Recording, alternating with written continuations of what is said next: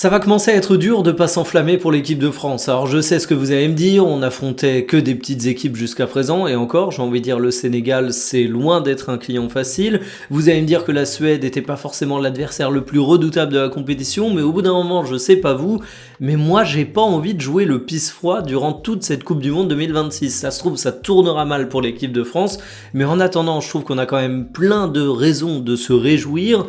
On va pas s'en priver, ce match face à la Suède était sans aucun doute un des matchs de l'équipe de France qui m'a le plus fait kiffer, même si c'était pas évident en première mi-temps à certains moments. C'est donc une victoire 3-0 pour les Bleus, voici les compositions des deux équipes.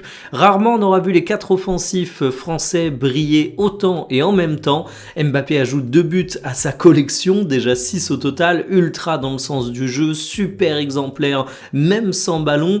Olysée, double passeur, il est pas loin d'ouvrir son compteur de buts avec un ciseau qui aurait pu être fabuleux, mais c'est vraiment l'âme offensive de l'équipe de France, le dépositaire du jeu, un numéro 10 quasiment à l'ancienne, mais avec d'immenses qualités athlétiques qui te fait allumer ta télévision tout simplement. Barcola et Dembélé, dans des rôles évidemment très différents des deux premiers, ont également réussi à faire le taf, but, passe décisive, et je trouve vraiment qu'on a une puissance offensive et surtout une cohérence entre nos attaquants qui aujourd'hui est à saluer de façon unanime.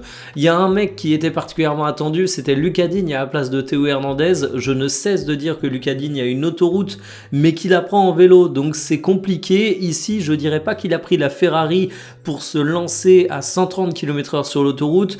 Je dirais sobrement qu'il a troqué le vélo pour une petite 50, on va dire, ce qui fait qu'à mon avis, il a plié les débats, mais c'est pas non plus le poste le plus fort de l'équipe de France, disons-le très franchement.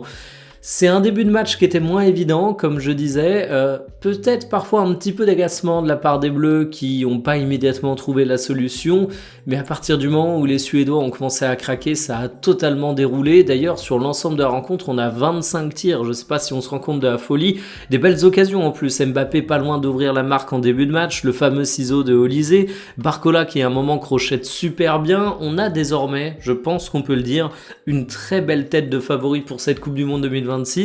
Alors attention, dans une Coupe du Monde, c'est loin d'être toujours le favori qui gagne, vraiment très loin de là, c'est même loin d'être l'équipe la plus forte qui remporte les matchs. On sera plus fort que le Paraguay qu'on va affronter au prochain tour, mais est-ce qu'on sera victorieux? C'est encore une autre question. Et puis sur la suite, on prendra, si on arrive à passer le Paraguay, soit le Canada, soit le Maroc. Ça va être des matchs intéressants, mais en tout cas bravo Deschamps, bravo les Bleus.